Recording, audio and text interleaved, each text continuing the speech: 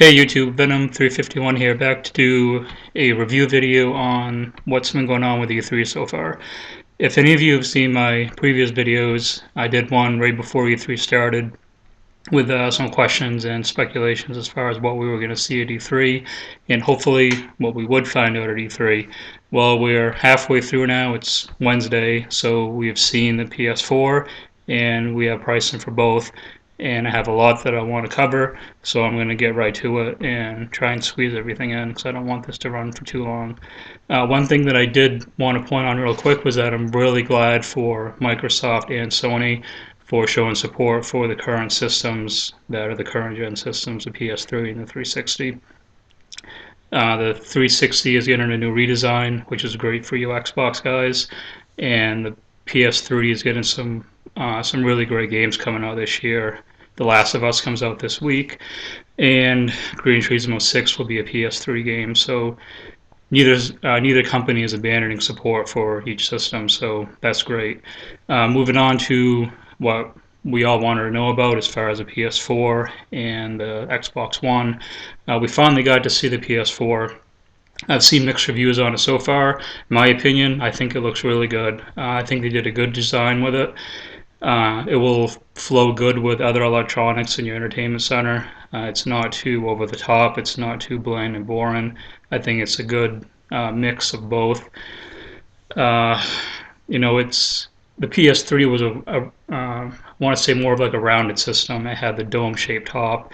I didn't have as many sharp edges. It had more curves. It was more rounded in general. The PS4 is more jagged, more sharp edges, a little bit more edgy. So they took a little bit of a different direction design with it, but it still has that PlayStation feel to it because it kind of looks in a way similar to the original PS2, the fat one that they came out with. I'm just looking at notes because there's so much I want to cover. I don't want to miss anything. Oh, the other thing is the pricing for each. If you watched my previous video, I said that $400 would probably be the middle of the road. I expected the PS4 to come out between 400 and 450 was my initial guess, and I don't like to gloat too much, but I nailed that one. It came right out at $400. I didn't see the Kinect coming out I mean, not the Kinect. I didn't see the Xbox One coming out at $500. But the more I thought about it, the more it makes sense because they did bundle the Kinect 2 with the system. It's not an option. It comes with every Xbox One. So in a sense, you're paying for your system and you're paying for the Kinect 2. So the price is going to be a little bit higher. $100 may not mean a lot to some people. Other people, it's going to drive them from Microsoft consoling to PlayStation, Sony consoling. Others aren't going to care. It all depends on your personal budget, what you're willing to pay for a system. I was really glad to see that Sony didn't make the same mistake they did last time with the PlayStation 3. A $600 console release in this economy is pretty much suicide, in my opinion. I would be skeptical about even getting one myself at that price. If that was a launch price, I would probably hold off a little while after it launched if it was that high. But to come in $200 cheaper, you can't ask for much better than that from the new console. So that's a huge point. The big surprise with PlayStation was you now are required to have PlayStation Plus to do online gaming with a PS4. A lot of people are having mixed feelings about this as well. My honest opinion is I'm fine with it. I used to always rip on Microsoft and Xbox guys for, oh, you guys have to pay for multiplayer online service. We get it for free on the PlayStation. The honest truth about that is Xbox Live is a much better gaming platform to play online with than what Sony has to offer right now. I think Sony went this route for two different reasons. The first one being they want to compete with Xbox Live. They cannot do that while providing a free service. They need the infrastructure, they need the resources, they need the better servers, and all that requires large amounts of money. They were already putting tons and tons of money into the system that we were playing on now for online. and it just wasn't cutting it. They could only offer us so much based on a free service.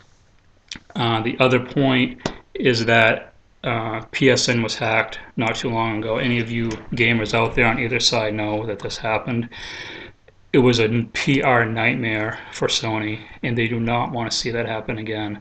In order to prevent something like that from happening, they had to upgrade a lot of the security for their online system, and doing that requires a lot of money, and unfortunately the cost gets passed down to us, but in the other end it provides us with a much better gaming service. We're not going to just see no results from paying $50 a month. The PlayStation Plus service is going to offer a lot of great content, a lot of free games based through PlayStation Plus, better online, better servers, better security. So at $50 a year, I can't really complain. I enjoyed the free ride while it lasted, and for a lot of us, it lasted for 2 generations.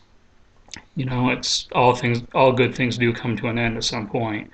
And while it's a small sacrifice, I think the benefits that we're going to see from paying $50 a year, I may have said $50 a month before, I didn't mean that if I did, but paying $50 a year, the benefit of that far exceeds what we were getting with free gaming, so I'm happy to pay that.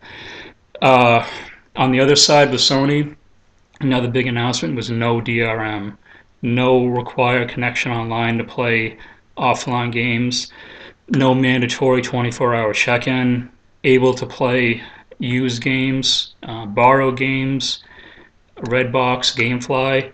That's all still available to us. As far as Xbox One goes, it's going to be a lot harder road for them.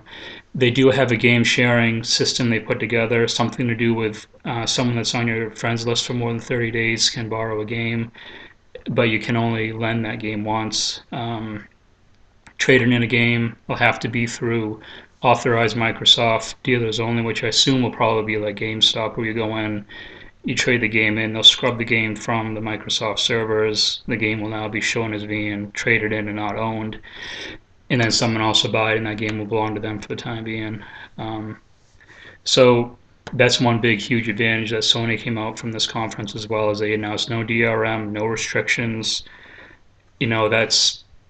We couldn't have asked for much more than that, considering the online gaming environment that we're all in now with PC gaming and now with the Xbox One, as far as DRM encroaching more and more on gamers in general.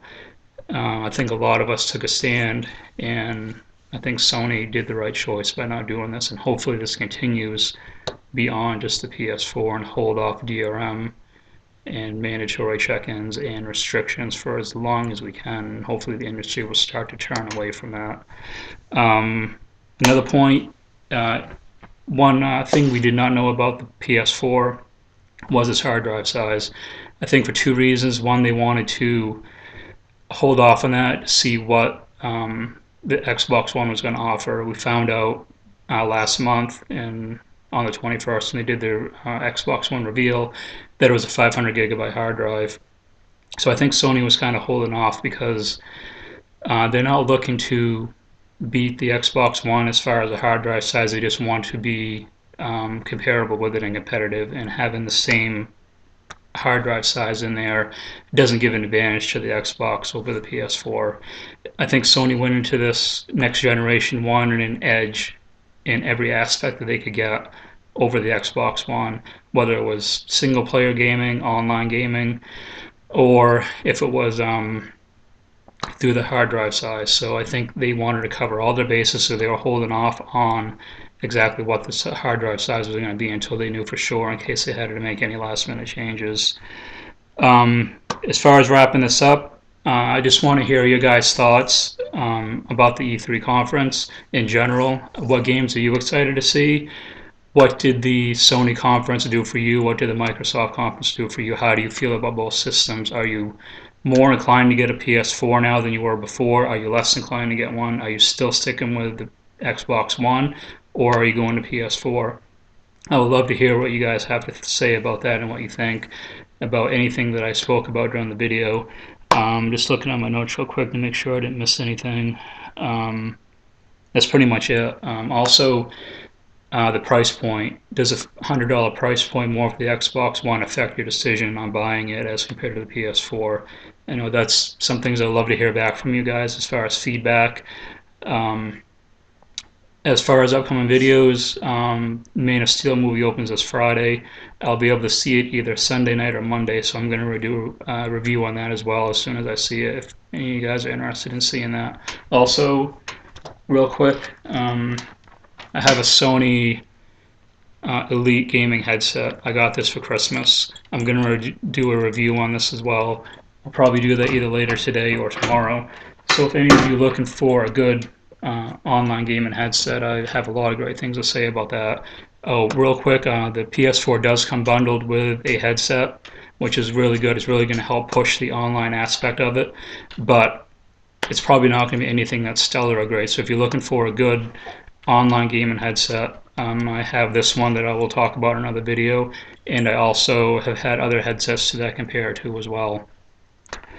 That's about it for now. If you like the video, please subscribe or like it, and please leave your comments. I'd really like to hear back from you guys as far as everything about this conference and how you feel about your system, and about how the gaming community is in general, and just the general overall atmosphere of gaming right now. So let me know what you guys think, and thanks for watching.